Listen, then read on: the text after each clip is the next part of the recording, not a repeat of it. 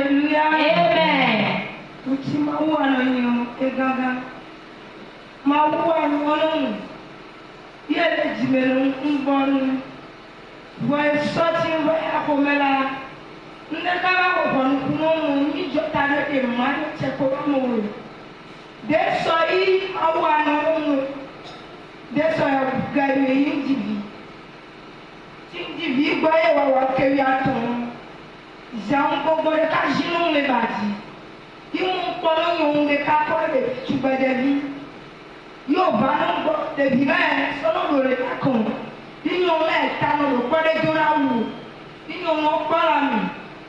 Ils doivent se motiver tout de nuit, Bado, Gino, et moi.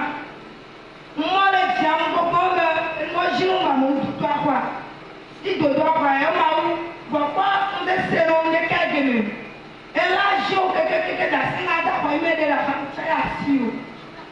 J'ai un mot à l'enchibaiser ton sénéné.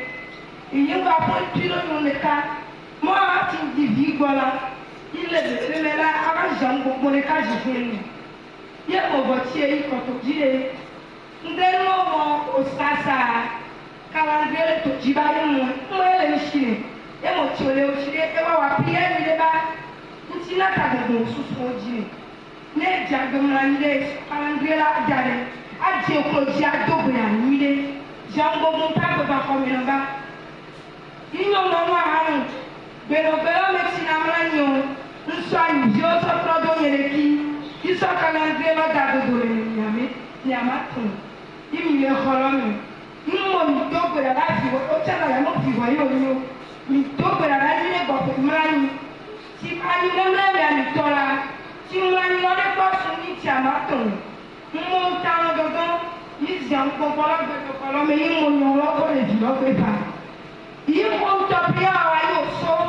Yosso, ils m'ont les bobos, mais on s'est tout. Mon fils, tu es le roi, mais il y a de quoi il y a la bonne. Ils m'ont demandé les dromes. Ils m'ont les villes, qu'on a au bateau, on a gagné chipelé, et t'as le roi, mais la tienne. Mon bateau, gagné, il doit rendre. Il m'a dit que c'est grave, on y aurait donné.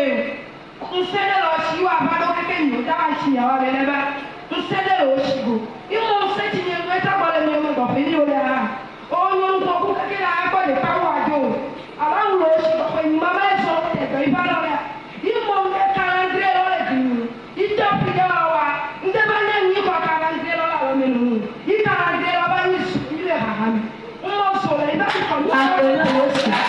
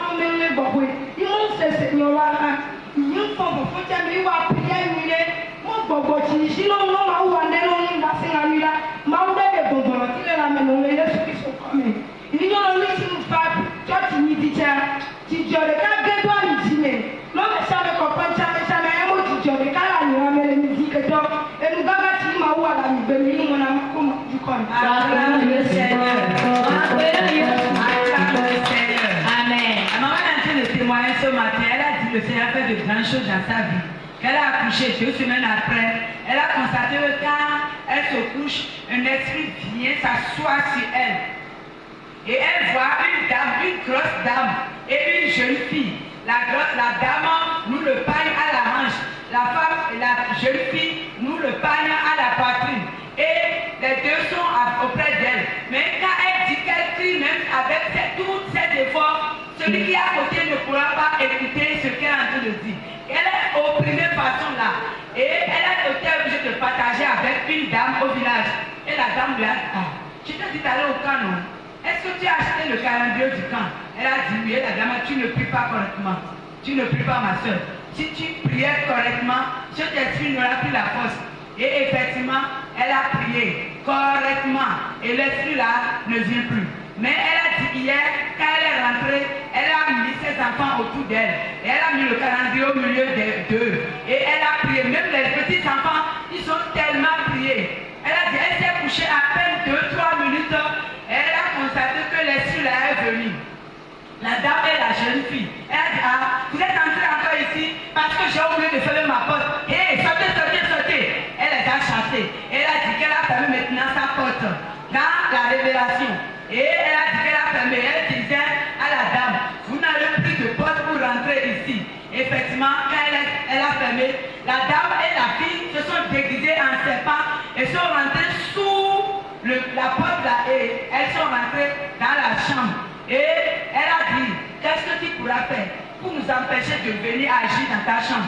Nous avons la force d'agir. Elle a dit, vous croyez que vous avez de force? La force qui est en moi, la puissance de Jésus qui est en moi, dépasse la force qui est en vous. Maintenant là, on va faire le combat. Elle a dit qu'elle allait prendre le calendrier au mur et elle a commencé par prier. Elle priait seulement, elle ne sait pas, une puissance lui a arraché le calendrier et le calendrier est devenu le feu.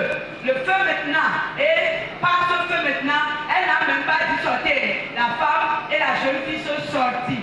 Et elle sait que c'est un combat que le Seigneur a mené pour elle. Et hier, elle n'a pas pu témoigner. Et quand elle est rentrée, l'esprit lui a dit, ce combat que j'ai mené pour toi, tu n'as pas voulu partager. Ce n'est pas bon. Fais tout possible pour partager avec mon peuple. Elle a dit, quand elle est venue ici aujourd'hui, elle est remplie d'une grande joie. Et elle a voulu partager avec toi. Si tu es content, acclame le Seigneur. Acclame le Seigneur. Acclame le Seigneur. Maman, vous êtes bénis.